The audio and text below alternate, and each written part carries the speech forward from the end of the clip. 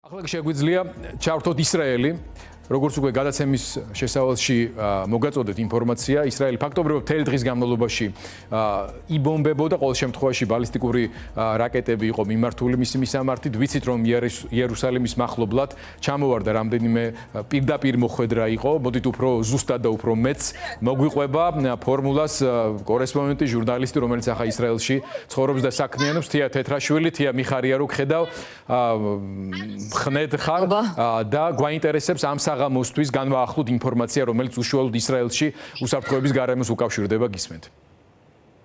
გიორგი გეტყვით რომ სულ ცოტა ხნის წინ იყო ძლიერი განგაში ქვეყნის ჩრდილოეთ ნაწილში, თუმცა როგორც არის ცნობილი, გუმბათმა ყველა გამოშვებული რაკეტა გაანადგურა და ჯერჯერობით იქიდან არანაირი ინფორმაცია არც მსხვერპლის და დაშავებულების ან პირდაპირ მოხვედრის შესახებ არ ვრცელდება. ახლა ამ წუთებში მოვლენების მთავარი ეპიცენტრი ისევ რჩება ბეით-შემეში, ეს არის იერუსალიმის მახლობლად მდებარე ქალაქი, სადაც პირდაპირ მოხვედრა იყო. ბალისტიკური რაკეტა ჩამოვარდა ადგილზე მდებარე სინაგოგას დაეცა, ამ სინაგოგის ქვეშ კი იყო განლაგებული საჯარო თავშესაფარი და რაკეტამ სწორედ ეს თავშესაფარი გაანადგურა და ამ დროს სწორედ დაშავდა დაიღუპა 9 ადამიანი, 57 ადამიანი არის გადაყვანილი სხვადასხვა სიმძიმის ჭრილობებით სხვადასხვა იერუსალიმის სხვადასხვა კლინიკებში და ამ დრომდე აგერ ახლა განახლდა ინფორმაცია, რომ სამაშველო სამსახურები ეძებენ კიდევ 11 ადგილობრივს, რომლებიც ჯერჯერობით არ იციან სად არიან, შესაძლოა ისინი იყვნენ ნანგრევებში მოყოლილები, ან შესაძლოა მათ დატოვეს უბრალოდ ქალაქი და გადაადგილდნენ სხვაგან, ამიტომ მოუწოდებენ სამაშველო სამსახურები ამ ადამიანებს, თუ ისინი იმყოფებიან სხვაგან, თავადვე დაუკავშირდნენ სამაშველო ბრიგადებს და აცნობენ საკუთარი ადგილსამყოფელის შესახებ. მანამდე კი ბალისტიკური რაკეტის ვარდნის შედეგად ნგრევა იმდენად დიდი არის ამ ტერიტორიაზე, რომ ათობით სახლი არის დაზიანებული, ნანგრევების გაწმენდა ამ წუთებშიც მიმდინარეობს.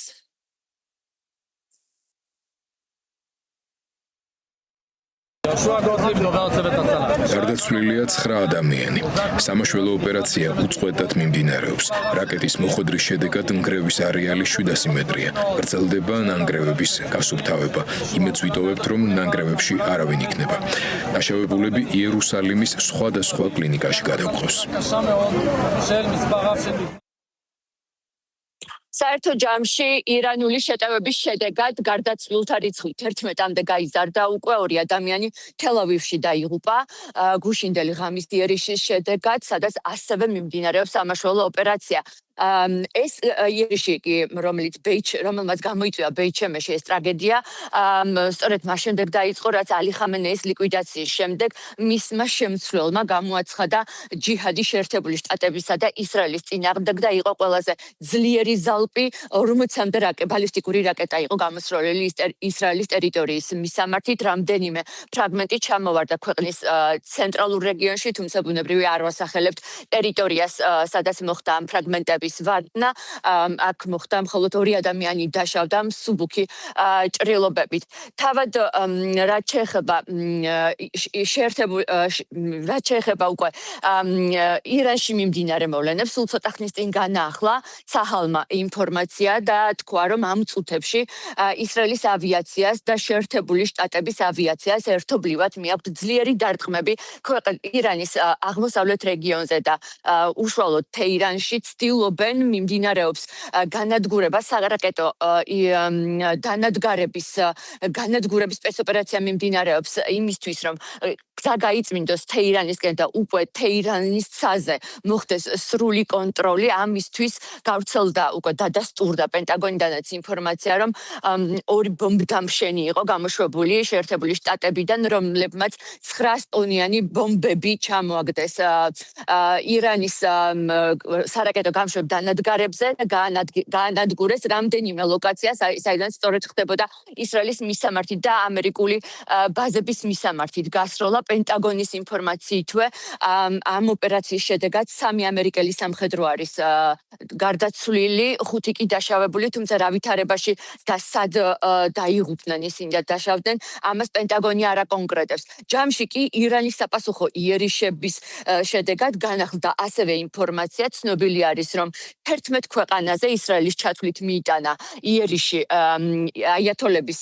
რეჟიმმა, მათ შორის არის ცხადია საუდის არაბეთი და ეს წუთია CNN-მა გავრცელა ინფორმაცია, რომ ტახტის მემკვიდრე პრინცმა საუდის არაბეთის არმიას მისცა განკარგულება და ნებართვა იმ შემთხვევაში თუ იქნება საუდის არაბეთის ტერიტორიაზე ისევ თავდასხმა ირანული რაკეტების მეშვეობით მათ უნდა გასცენ ძლიერი პასუხი. იგივე გაფრთხილება აქვს მიღებული ირანის აიათოლების რეჟიმს.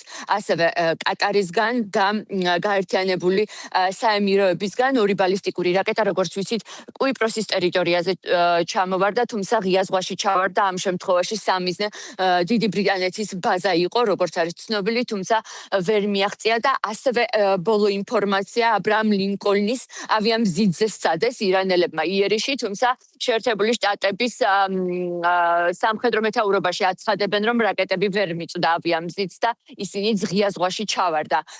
რაც შეეხება თავად ოპერაციას, სულ ცოტა ხნის წინ დაასრულა ბენიამინ ნეთანიაჰუმ მორიგის ხდომა, ის მართავდა შეხვედრას ისრაელ კაცთან, თავდაცვის მინისტრთან, ასევე გენშტაბის წარმომადგენელთან და მოსადის ხელმძღვანელთან და იყო მიღებული გადაწყვეტილება, რომ იერიშები უფრო ინტენსიური გახდება, საჰალი მთელ თავის ძალას გამოიყენებს იმისთვის, რომ საქმე ბოლომდე მიიყვანონ. მანამდე კი ისრაელის პრემიერ-მინისტრმა მიმართა სპარსულ ენაზე ირანის მოსახლეობას და პირდაპირ უთხრა, რომ სულ მალე დადგება დრო, როდესაც უკვე ძალაუფლება უნდა ჩაიგდონ ხელში სწორედ ირანის მოქალაქეებმა, ეს დაპირებული დახმარება უკვე მოქმედებს და მათ უნდა დაამხონ ტერორისტული რეჟიმი საბოლოოდ.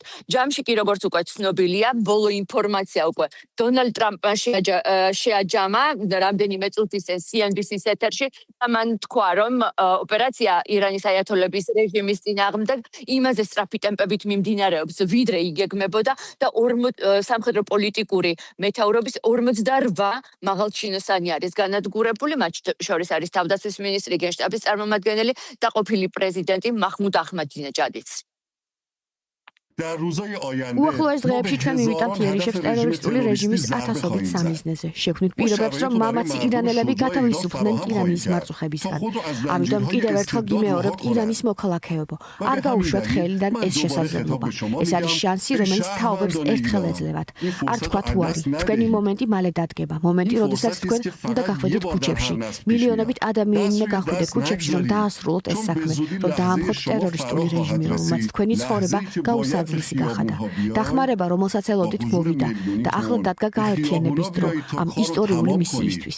ირანის მოქალაქეებო, გაერთიანეთ და დაამხეთ რეჟიმი და უზრუნველყავით საკუთარი მომავალი. ყველა ვინც გაბედავს და წამოყოფს თავს იმისთვის, რომ ზიანი მიეყენოს ისრაელის სახელმწიფოს, უნდა იცოდეს, რომ ჩვენ მაგ თავს მოუკვეთთ. ჩვენ ყველის თავი მოუკვეთეთ და გავანადგურებთ ყველას. ამას ნახავთ. მათ ყველას მოკლასურთ. არაბების, ებრაელების, ქრისტიანების, მუსლიმების. ჩვენ ბოლომდე მივიყვანთ ამ საქმეს ირანში. ყველა საფრთხეს გავანადგურებთ, რომელიც ემუქრება ისრაელის სახელმწიფოს და ამაში ჩვენი შესანიშნავი ხალხი გვეხმარება. ცაჰალი, მოსადი, პოლიცია, სამაშველო სამსახურები, ყველა გმირია დღეს. ვსხედვარ დახურულ შენობებში, სადაც ყველა თავის საქმეს აკეთებს, გეგმავს ამ ისტორიულ ოპერაციას და ნაბიჯ-ნაბიჯ მიყვება საქმეს. ისლამური რევოლუციის გუშაქთა გვარდიის 40 მეთაურის ლიკვიდაცია ერთ წუთში მოხდა. ეს ისტორიული იერიში შესაძლებელი გახდა სამხედრო დაზვერვის ზუსტი ინფორმაციის საფუძველზე. ამას გარდა ცაჰალმა სარაკეტო თავდაცვის სისტემების ათობით ობიექტი გაანადგურა, როგორც ირანის დასავლეთში, ასევე ცენტრალურ რეგიონებში და ახლა მიყვება გეგმას, რომ თეირანის ცაზე სრული კონტროლი დაამყაროს. საჰაერო ძალები უწყვეტ რეჟიმში მოქმედებენ როგორც თავდაცვით, ასევე შეტევით ოპერაციებში, რომ აღმოფხრას საფრთხე, რომელიც ისრაელის სახელმწიფოს ემუქრება და ასევე ირანის ტერორისტული რეჟიმის განადგურებას ისახავს მიზნად. ამ წუთებში ამერიკული გამოცემები ავრცელებენ ინფორმაციას, რომ დონალდ ტრამპმა ირანის მხრიდან მიიღო შეთავაზება, რომ გაიმართოს მოლაპარაკებები და შეწყდეს სამხედრო ოპერაცია. ეს ინფორმაცია არის დასაზუსტებელი და ნახოთ რა განცხადებები გაკეთდება ამასთან დაკავშირებით. თეთრ სახლში მანამდე კი უკვე ნათქვამია, სულ ცოტა ხნის წინ ისრაელ კაცმა თავდაცვის მინისტრმა გააკეთა განცხადება, რომ ოპერაცია გაგრძელდება იმდენ ხანს, სანამ ეს იქნება საჭირო, ვიდრე არ იქნება ბოლომდე განადგურებული ბალისტიკური რაკეტების არსენალი, რომელიც უკვე ნახევარზე მეტი განადგურებულია მათივე ცნობით და ოპერაცია გაგრძელდება სავარაუდოდ 2 კვირა ან 3 კვირა, ამას უკვე დრო გვაჩვენებს. თავად კი ისრაელის მოსახლეობა გაფრთხილებულია, მკაცრი ინსტრუქტაჟი დაიცვას შიდა ფრონტის უსაფრთხოების და არ გამოვიდეს იქამდე თავშესაფრიდან, ვიდრე არ იქნება შესაბამისი განკარგულება. გუშინ შენ ყვებოდი ამბავს ისრაელიდან, ისრაელში ჩარჩენილი, იქ მყოფი ქართველი მოცეკვავე ბავშვების ანსამბლის შესახებ. იმედია, ყველანი უსაფრთხოდ არიან, ხომ არ გაქვს ინფორმაცია, რა რაოდენობით არიან ამ გაგებით ქართველები, რომლებიც ტურისტული ან სხვა მიზნით იმყოფებოდნენ და რა პირობებში არიან ისინი? მათგან ვერანაირი ინფორმაციის მოპოვება ვერ მოვახერხებთ, გიორგი. სავარაუდოდ შესაძლოა მათ არ აქვთ კავშირი და ისინი იმყოფებიან თავშესაფარებში, ვინაიდან ცნობილია, რომ ფაქტობრივად ამოსვლა შეუძლებელია.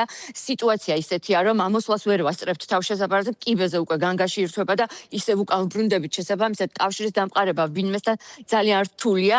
რაც შეეხება კი ერთადერთი დიპლომატიური უწყება, რომლისგანაც უნდა მივიღოთ მსგავსი ტიპის ინფორმაცია, ისინი ნაცვლად იმისა, რომ დაინიშნოს რაიმე ტიპის საევაკუაციო რეისი საქართველოს მოქალაქეებისთვის და ქართველებისთვის, ვისაც სურს ისრაელის დატოვება ამ მძიმე პირობებში, ნაცვლად იმისა, რომ შესთავაზონ საევაკუაციო რეისები, დღეს თქვეს, რომ არსებობს 2 გზა, სახმელეთო გზა, შეუძლიათ გადავიდნენ ხმელეთით იორდანიაში და იქიდან გადაფრინდნენ საქართველოში, ან გადავიდნენ ეგვიპტეში და ეგვიპტედან გაფრინდნენ უკვე პირდაპირ რეისებით თბილისის მიმართულებით, თუმცა ეს ისევ და ისევ მათი საკუთარი სახსრებით უნდა უზრუნველყონ, აქ დიპლომატიური უწყება არ იღებს არანაირ მონაწილეობას. თია თეთრაშვილი, ფორმულა ჟურნალისტი, მადლობა მას, რა თქმა უნდა, უსურვებთ უსაფრთხოებას ისრაელში მყოფ ყველა ქართველს და არაქართველს და იმედი გვაქვს, რომ ეს ოპერაციები რაც შეიძლება ნაკლები ზიანით და მსხვერპლით დასრულდება.